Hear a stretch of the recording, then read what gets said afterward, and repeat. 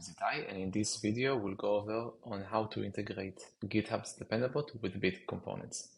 Essentially, the problem this setup can help you resolve is if you build and maintain Bit components in a repository and publish them to bit.cloud, you may also have other repositories throughout your organization that depend on these components as packages in package.json.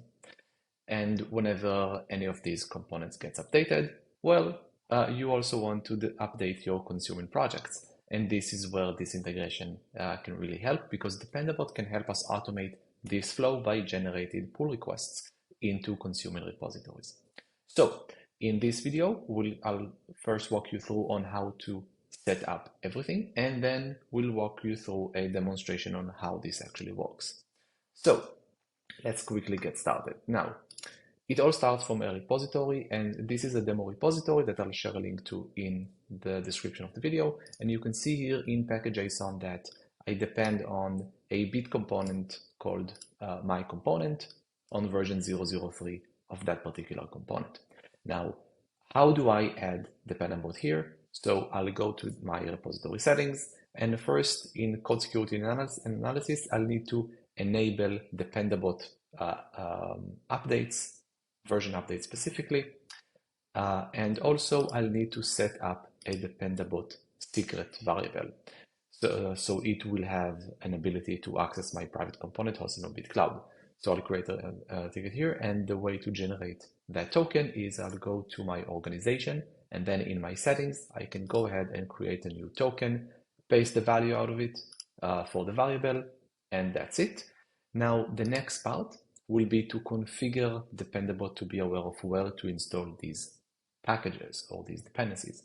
So first of all, we need to make sure that we have a well-configured .npm-rc file that points to our Bit component registry. And also GitHub recommends on setting up a replace registry host to never. So I have this here as well.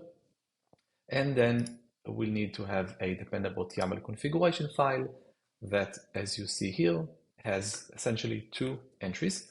First of all, we defined the npm bit registry.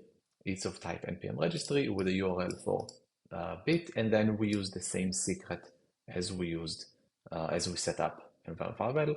And I also set up an update policy for the package.json find in root with a daily interval, and this update policy will only deal with everything that is in my organization components, meaning entire SSO, and it will use the npm bit registry as defined here above.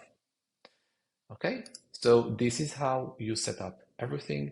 And now let's quickly go over on how we can actually publish a new version of a component and get that automated workflow. I have here my repository with my small component, and let's remove some of the test comments that I added earlier, save my changes, and now I need to tag and build my component locally, remove comments. All right, Bit finished building my component. Let me export. Usually you will do this flow on CI. Great. Now let's see the updated version of our component. So we have version 4 here for my component. Let's see the changelog, right? We have another component just released about a minute ago. And now, usually Dependabot will run on the daily interval. There is a quick hack that I'm going to utilize here for the purpose of this video that will force Dependabot to recalculate itself and give me updates. The way we do it is just by updating the Dependabot YAML. If we're not doing that, again, what will happen is only on the daily interval we'll get our automated pull request. So let me remove the comment here. I'll commit my changes directly to main, and this will trigger Dependabot.